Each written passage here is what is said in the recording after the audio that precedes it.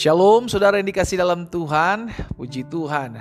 Sukacita bagi saya untuk dapat bisa kembali menyapa setiap umat Tuhan dimanapun Bapak Ibu Saudara berada melalui program Bible and Coffee. Saudara yang dikasih dalam Tuhan, melalui program ini saya mengajak setiap umat Tuhan untuk kita sama-sama kembali merenungkan firman Tuhan.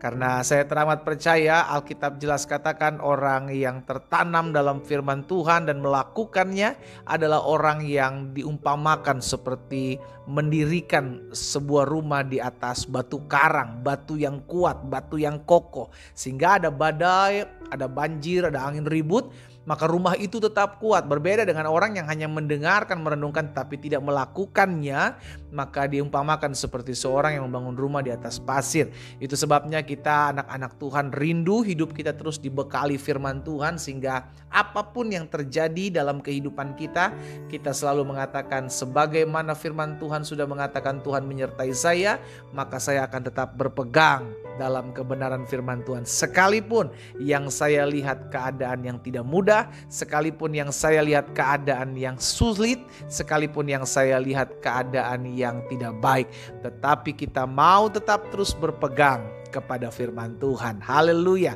Mari saudara yang dikasih dalam Tuhan, kita akan kembali merenungkan firman Tuhan. Kita berdoa, kita datang kepada Tuhan. Bapa, terima kasih buat anugerah Tuhan dalam hidup kami. Sungguh kami bersyukur karena hari-hari hidup kami ada dalam tangan Tuhan yang kuat. Tuhanlah yang menopang kami, Tuhanlah yang menyertai langkah hidup kami, Tuhanlah yang memampukan kami untuk tetap terus berdiri tegak menghadapi setiap badai kehidupan.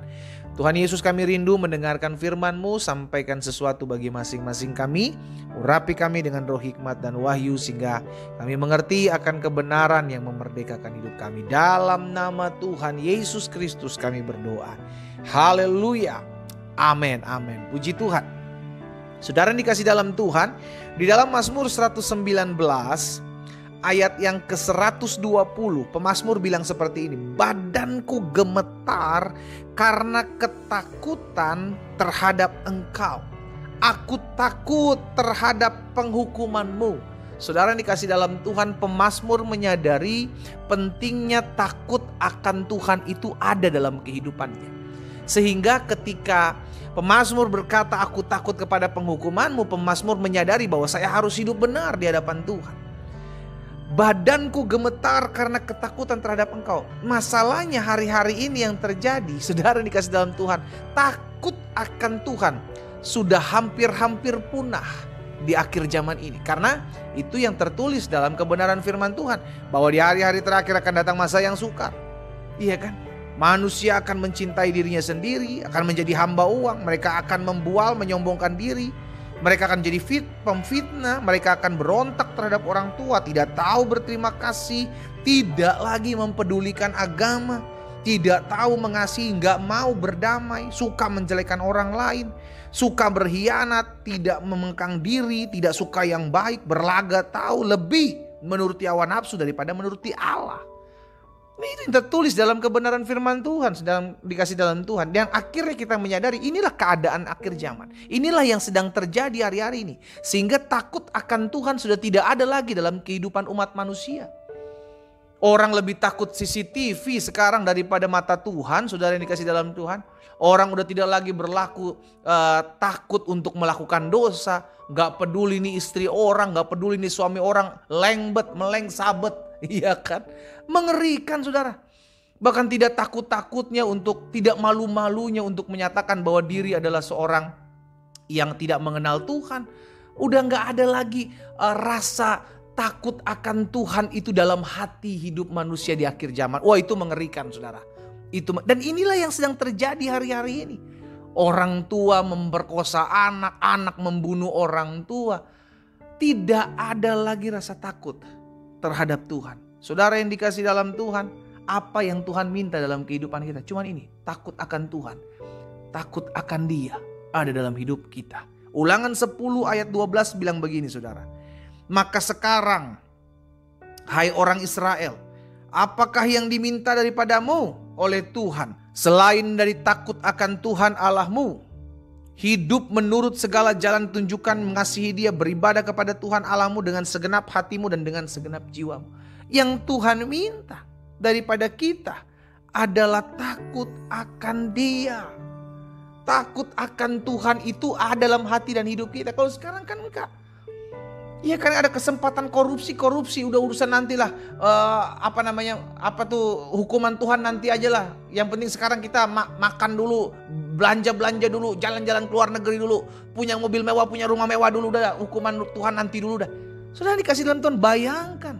Berbeda dengan pemazmur gemetar, dia katakan ketakutan terhadap Tuhan, takut terhadap penghukuman Tuhan. Saudara yang dikasih dalam Tuhan, saya berdoa agar setiap kita anak Tuhan secara khusus yang mendengarkan renungan hari ini, ketika kita diperhadapkan dengan pilihan, biarlah kita memilih sesuatu yang takut akan Tuhan ada dalam hidup kita. Memilih sesuatu yang memuliakan nama Tuhan, bukan membuat kita justru semakin jauh dari Tuhan. Saudara yang dikasih dalam Tuhan, hati-hati. Kita ada di dunia, di tengah-tengah dunia di mana manusia kebanyakan sudah tidak ada lagi takut akan Tuhan. Karena itu yang tertulis dan tercatat dalam firman Tuhan. Karena itu sebagai anak-anak Tuhan yang tetaplah terus memiliki hati yang takut dan gentar akan Tuhan. Sehingga ketika kita diperhadapkan dengan untuk melakukan sebuah dosa, kita mikir 1001 kali. 1001 kali kita pikir. Jangan sampai kita jatuh dalam dosa. Karena harga darah Yesus itu terlalu mahal.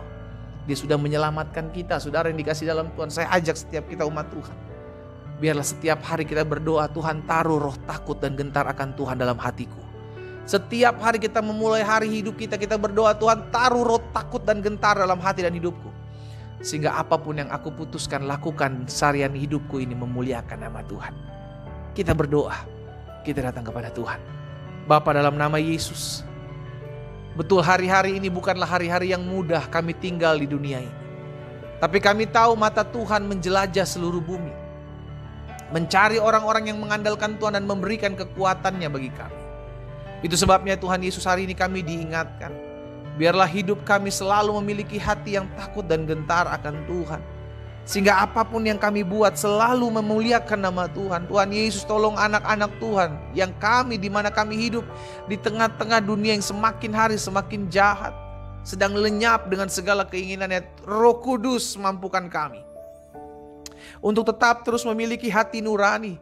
Pertimbangan-pertimbangan kerajaan sorga selalu ada dalam hati dan hidup kami. Hamba berdoa buat setiap anak-anak Tuhan dimanapun mereka berada yang mendengarkan kebenaran firman Tuhan saat ini. Di dalam nama Yesus Kristus Tuhan, biar roh takut dan gentar akan Tuhan ada dalam hati setiap kami semua. Di dalam nama Yesus, di dalam nama Yesus. Terima kasih Tuhan, terima kasih Tuhan. Tolong setiap kami ya Roh Kudus. Kami rindu untuk selalu hidup mempermuliakan nama Tuhan.